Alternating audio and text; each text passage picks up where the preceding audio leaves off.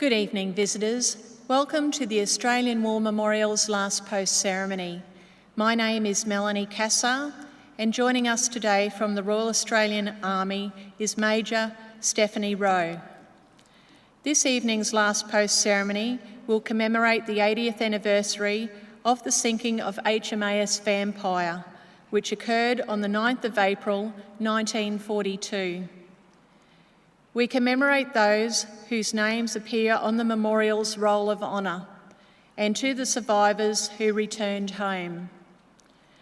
We are honoured to welcome Mr. John King, President of the Returned and Service League of Australia, ACT branch. Mr. Alex McGowan, President of the Naval Association of Australia, ACT section. We welcome the veterans who have served, those that are still serving, and the families that love and support them. We acknowledge the members of RSL and Services Clubs Association, RSL Victoria, and RSL Queensland, who are watching the broadcast of this ceremony across Australia. During this evening's ceremony, wreaths will be laid at the base of the pool of reflection by visitors to the memorial. If you are able, please stand and join in singing the national anthem.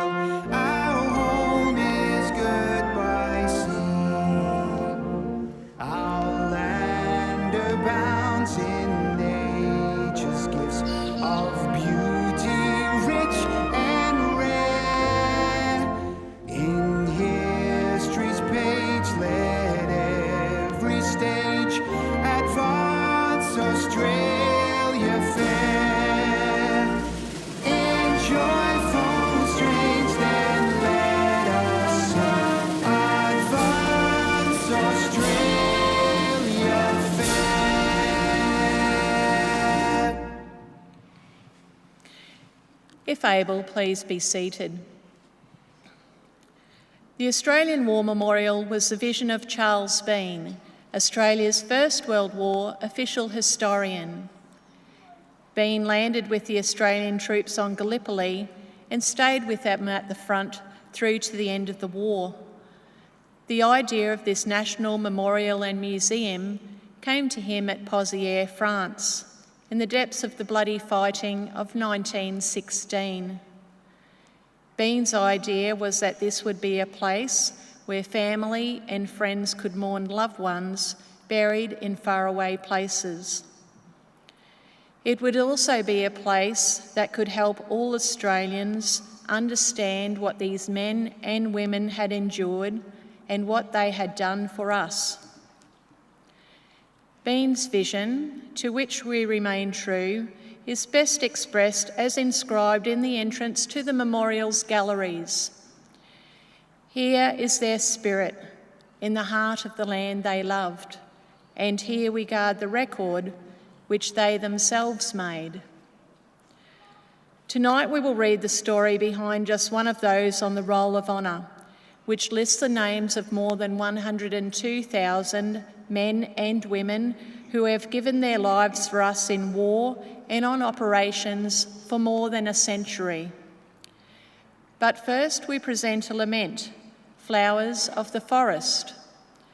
Wreaths or floral tributes will now be laid at the base of the pool of reflection.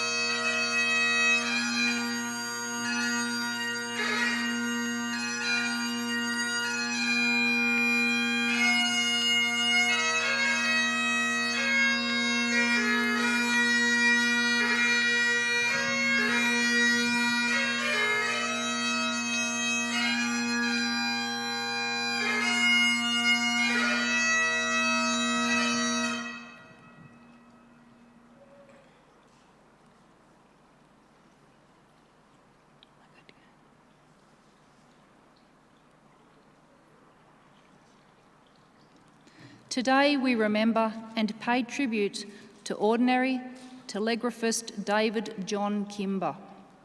David was born on the 18th of June 1923 in Adelaide, the son of Geoffrey Walter and Olive Grace Kimber. David's only sibling was his brother Alan, who was born 3 years later. David initially received his education at Payneham Public School, not far from the Adelaide city centre.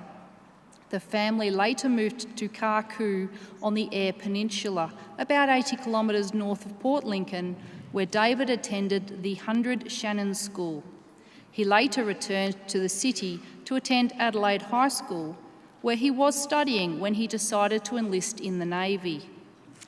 Kimber signed up for 12 years' service with the Royal Australian Navy on the 27th of May 1940, but he would not commence his service until his 18th birthday in June 1941. Before leaving home, a social was organised in his hometown of Karku as a send-off.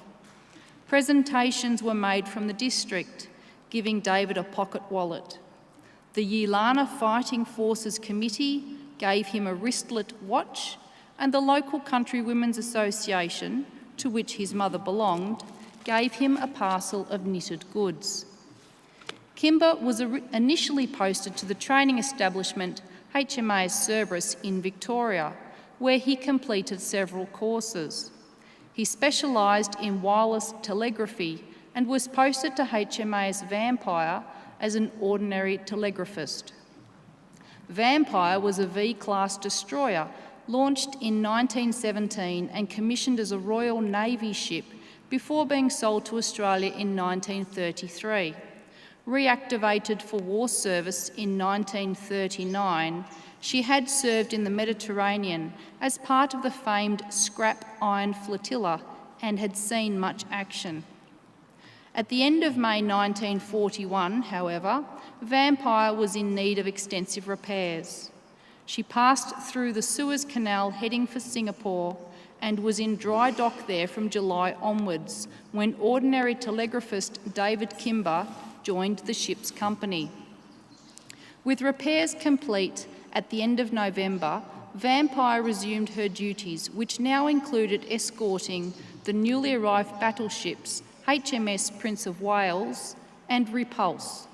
Following Japan's surprise attack on Malaya and Pearl Harbor on the 7th and 8th of December 1941, operations in the Far East became deadly serious.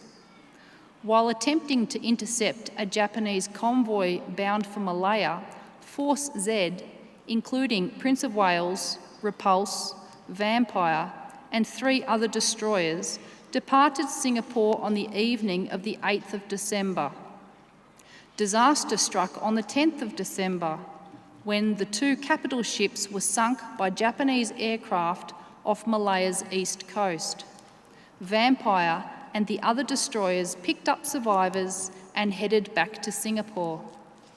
Ordinary telegraphist David Kimber was probably not aboard Vampire during these operations, as he was detached to HMS Sultan, the naval base at Singapore. 2 weeks into the war, he had been admitted to Alexandra Hospital. Over the following weeks, the Japanese invasion of Malaya rapidly advanced down the peninsula. By February, the invasion had reached Singapore. After a fierce but brief tussle, the island fortress fell on the 15th of February 1942. David Kimber was still in Alexandra Hospital as the city fell, and he may have fallen victim to the brutal Japanese massacre of hospital staff and patients that occurred there on the 14th of February. His remains were not recovered, and today he is commemorated on the Plymouth Naval Memorial in England, and here on the Roll of Honour on my left, amongst almost 40,000 Australians who died while serving in the Second World War. He was 18 years old. A photograph of his name on the Plymouth Naval Memorial is displayed beside the pool of reflection. Just prior to the fall of Singapore, HMAS Vampire was attached to Eastern Fleet, operating in the Indian Ocean. In early April, she was assigned to escort the British aircraft carrier HMS Hermes away from Trincomalee, Ceylon, today's Sri Lanka, to avoid an imminent Japanese air attack. On the 9th of April, while sailing down the coast off Batticaloa, they were spotted by enemy aircraft and attacked. The ships suffered multiple bomb hits and were sunk. Vampire's captain, Commander William Moran, was among the 9 killed aboard the Australian ship. The remainder of the crew were rescued by a hospital ship and local fishing vessels, while some managed to swim ashore. This is but one of the many stories of service and sacrifice told here at the Australian War Memorial. We now remember ordinary telegraphist David John Kimber, who gave his life for us, for our freedoms, and in the hope of a better world.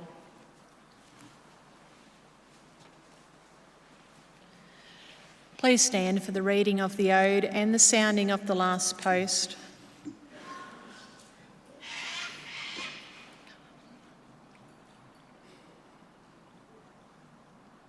They shall grow not old, as we that are left grow old.